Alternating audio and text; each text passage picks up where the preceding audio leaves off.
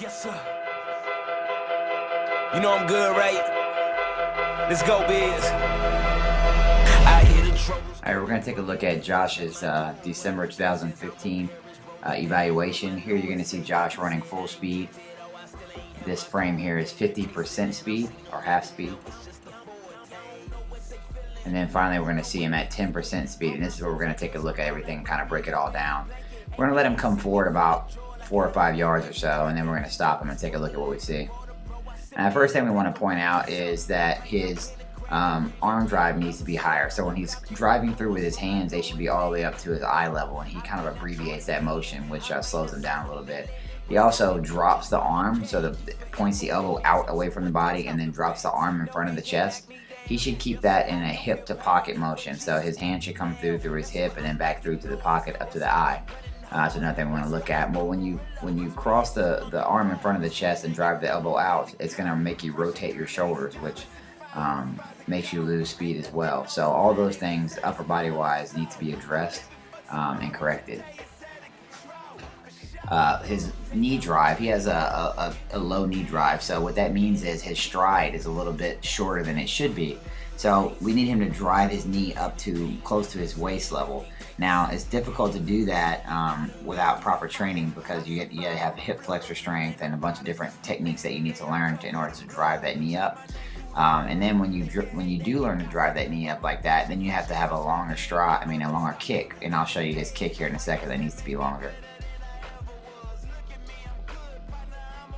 So right here, so when he's pushing off, he's not really pushing off quite hard enough or extending it enough, and he kind of brings his foot straight up.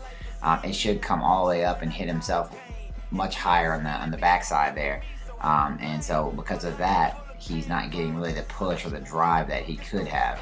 So again, the arm motions need to be corrected. He needs more hip flexor strength and learn how to drive his knee up a little higher, and then learn how to kick harder and through. So those are the things that we see just in those 3 frames that we need to work on. We're going to take him forward a little bit more, and then we're going to take a look at the last frame here. And if you look here how he's striking on his foot, you'll notice that it's off angle a little bit. It should be facing us pretty much straight on, and it's just a little off axis. It's not really a big deal. I've seen much worse, but it's just something that if we worked with him, we want to try to work on and correct to align and straighten everything up. Everything should be north and south. Nothing really should be east and west. So again, those are the kind of things that we would try to correct if he was to train here. So that gives you all in all a good idea about what are some of the things that he can correct to help his explosiveness and his speed.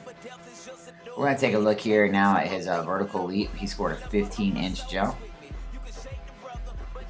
And I'm actually going to include a PDF that kind of gives you an idea of his age and his range and all that kind of stuff, what's good and what's bad, what's kind of, good, bad, excellent, that kind of thing. Broad jump, he scored a 5'5.5" jump.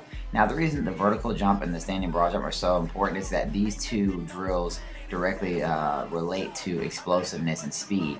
So if you got somebody who can jump high, jump far, then usually their first, second, third, fourth step are very quick. And in soccer, you definitely need that breakaway speed. Last thing we're going to look at is his lateral motion. Now here, he's just got poor technique because nobody's really showed him how.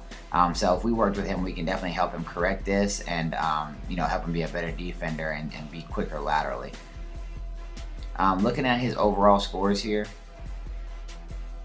28 push-ups, 30 sit-ups. His plank time was 2 minutes.